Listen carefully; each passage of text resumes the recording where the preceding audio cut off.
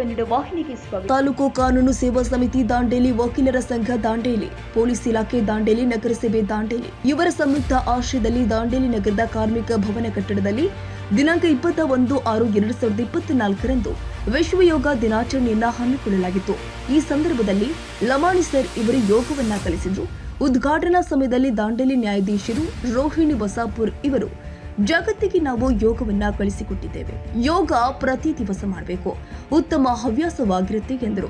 ಪೌರಾಯುಕ್ತ ರಾಜರಾಮ್ ಪವಾರ್ ಅವರು ಯೋಗ ಒಂದು ದಿನಕ್ಕೆ ಸೀಮಿತವಾಗಬಾರದು, ಪ್ರತಿದಿನ ಶಾಲಾ ಕಾಲೇಜುಗಳಲ್ಲಿ ನಡೆಯಬೇಕು ಎಂದರು. ಡಿವೈಎಸ್ಪಿ ಸರ್ ಮಾತನಾಡಿ, ಯೋಗ ಪ್ರತಿ ದಿವಸ ಎಲ್ಲರೂ ಕೂಡ ಮಾಡಬೇಕು ಎಂದರು.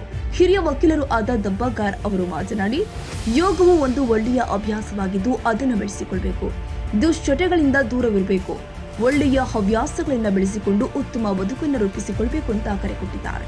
ಈ ಸಂದರ್ಭದಲ್ಲಿ ಕಾರ್ಯಕ್ರಮದ ಯೋಗ ಕಲಿಸಿದ ಗುರುಗಳಿಗೆ ವೇದಿಕೆ ಮೇಲಿದ್ದ ಎಲ್ಲ ಗಣ್ಯರಿಂದ ಸನ್ಮಾನಿಸಲಾಗಿದೆ. ಕಾರ್ಯಕ್ರಮ ನಿರೂಪಣೆಯನ್ನು ರಾಘವೇಂದ್ರ ಗಡಪ್ಪನವರ್ ವಕೀಲರು ಮಾಡಿದ್ರು. ವಂದನಾರ್ಪಣೆಯನ್ನ ತಾಲೂಕು ಕಾನೂನು ಸೇವಾ ಸಿಬ್ಬಂದಿ ದಾಂಡೇಲಿ ಇವರು ಆದ ಮಡಿವಾಳ ಇವರು ನೆರವೇರಿಸಿಕೊಟ್ಟಿದ್ದಾರೆ.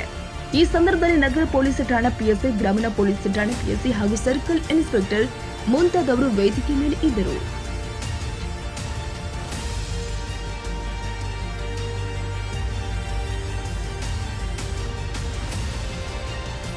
ತಾಜಾ ಸುದ್ದಿಗಾಗಿ ಎಂಟಿವಿ ನ್ಯೂಸ್ 24x7ಗೆ ಸಬ್ಸ್ಕ್ರೈಬ್ ಮಾಡಿ ಮತ್ತು ಬೆಲ್ ಐಕಾನ್ ಅನ್ನು ಒತ್ತಿ. ತಪ್ಪದೇ ಲಿಂಕ್ ಶೇರ್ ಮಾಡಿ.